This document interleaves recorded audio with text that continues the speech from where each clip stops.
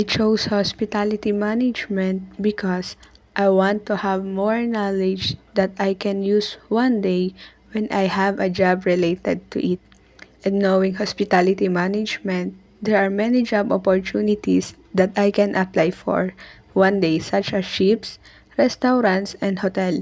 Also, I chose this course because my dream is to become a chef on a ship, and hopefully someday I'll be able to open my own restaurant.